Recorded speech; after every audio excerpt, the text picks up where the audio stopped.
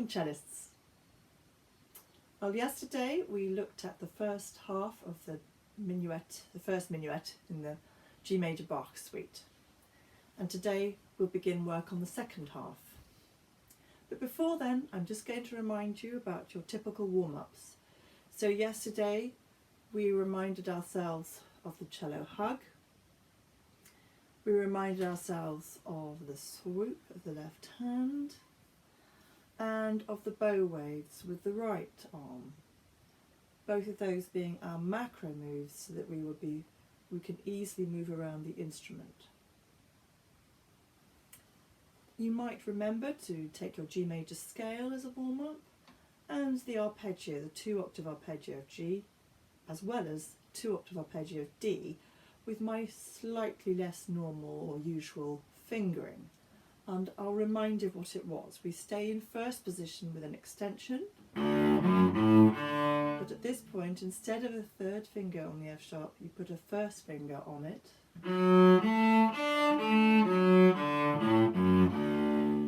And this will prepare us really well for shifts and stretches in this area of the suite. Before we get to that, let's have a couple of new things to think about. We're firstly going to look at a string crossing exercise on open strings, like so.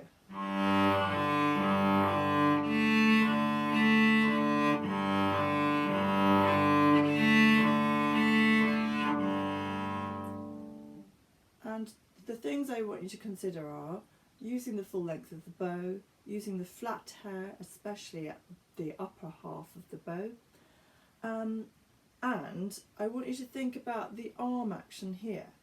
So if I show you,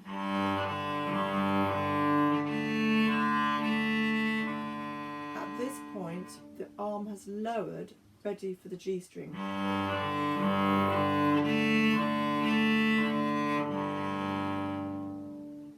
That way you're prepared for a really beautiful smooth turnaround and you get your arm weight ready before you need it on the G string. This is actually the bow pattern that we're using for Feuillard number 6, which is our study of the week. Today we'll look at the third line of this study.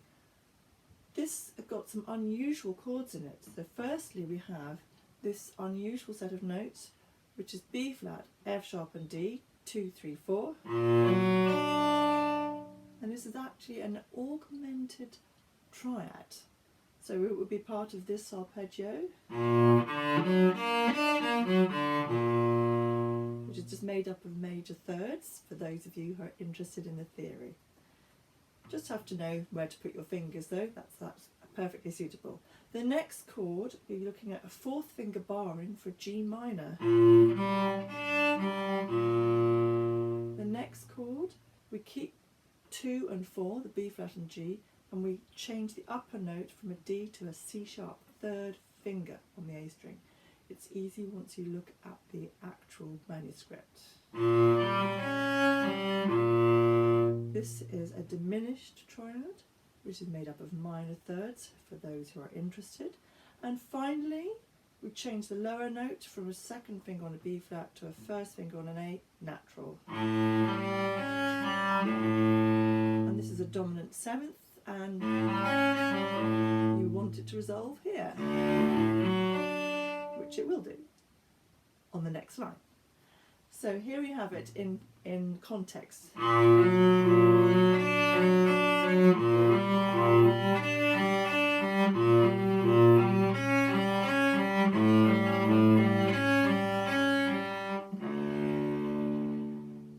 And what one is attempting to do is minimal movement, is quite awkward.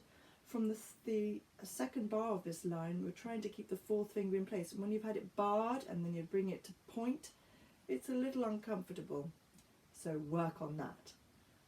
Okay, moving onward. Let's now look at the second half of the first minuet in the G major suite. This begins with a D major arpeggio in the 2nd position, which matches exactly with the arpeggio I've given you. Then it moves in, telescoping in a semitone, stretch out,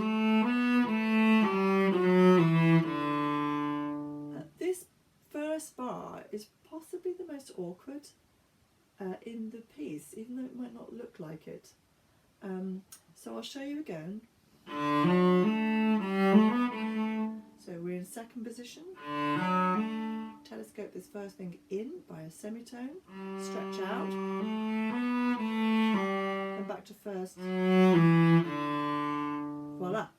Once you've got that bar underhand, you'll feel fantastic and much easier to flow for the remainder of this section. Where I've got to the bottom D now, instead of going back to a third finger on the F sharp, put a second finger on it. So we prepare for the following bar. This is bar 11 of the Bach minuet, which means that this lovely diminished triad can be beautiful and smooth with no difficult stretches because the hand is absolutely in place. Second finger on a B natural, fourth finger now on a G sharp.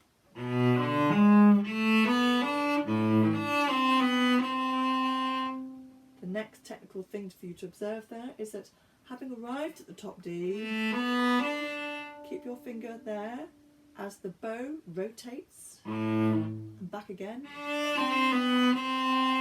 in order to try and maintain the upper line as a single voice, that lower note being a supportive conversational voice, if you like, at the bottom there. Let me just show you that fragment again from bar 11.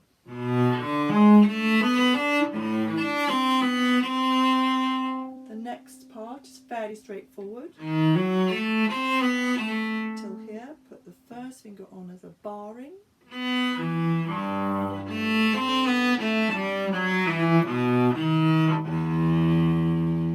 Now this cadence into E minor, the way to think of this is as imagining that that low E is really an octave higher. It's not, but if we try it an octave higher, you'll understand, I hope, the way the phrase shape works. So bar 15,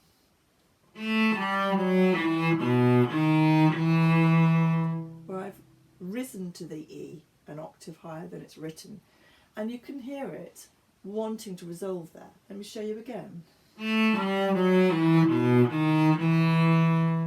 Now all we'll do is we'll drop to the low E, trying to maintain that line. And voila. That's how you can keep that in keeping and not bumpy or lumpy or disjointed from the previous bar. That low E fits. It's quite a lot to take on, so do feel happy to pause the video here and reflect on these bars, which are very concentrated in technical requirement. We're going to proceed with the next phrase, and this is full of some really pretty little arpeggios and definitely a sense of two voices. So we have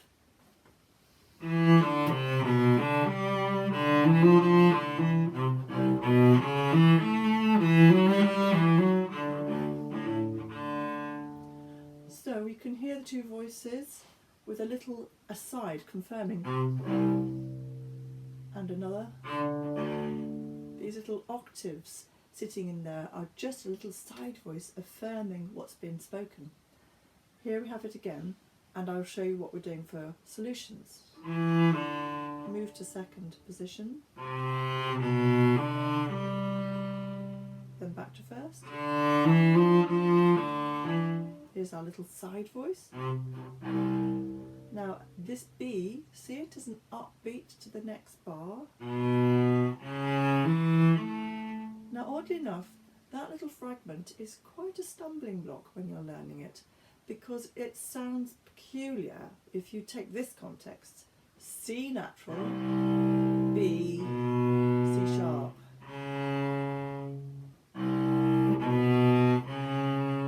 It does not sound like a set of notes that should be together. This is why I'm looking at it with you. See the two natural Cs as one thing. That's the end of a sentence. The B belongs to what happens next, which we're moving into an A major arpeggio.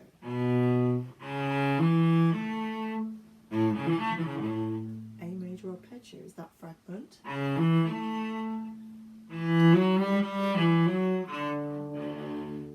because we've moved into D major. That's what the C sharp is doing there, for those who would like to know from a theoretic point of view. With regard to bow management in this section, it's a bit like the very first section of the minuet that we discussed yesterday. You have got 2 beats worth in a down and then only 1 beat on the up. So like previously, you must push on the first of these notes.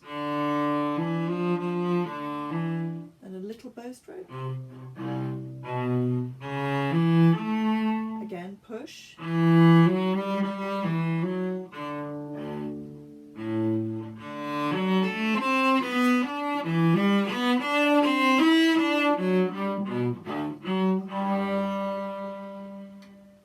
Now this last phrase is what is often referred to as Z bowing, where you move along, you come back and you move along.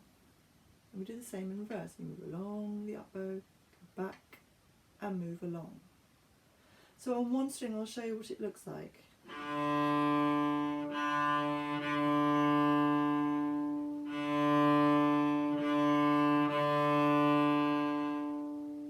Now in this situation where I'm looking at bar 21, we are going across the string as well. So we have this. There was my down bow Z bowing. Here's my up bow.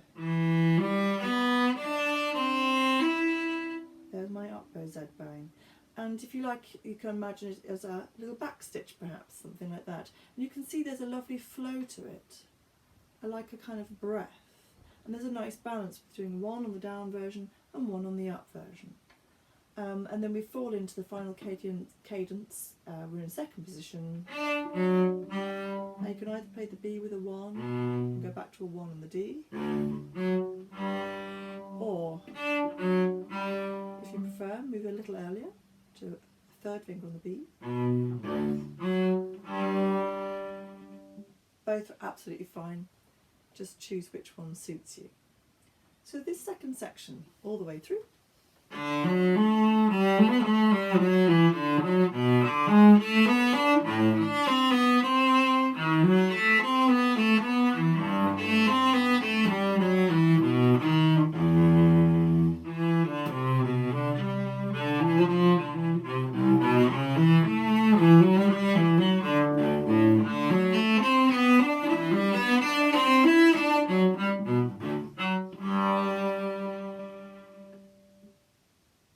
There we are, the second section of the first minuet.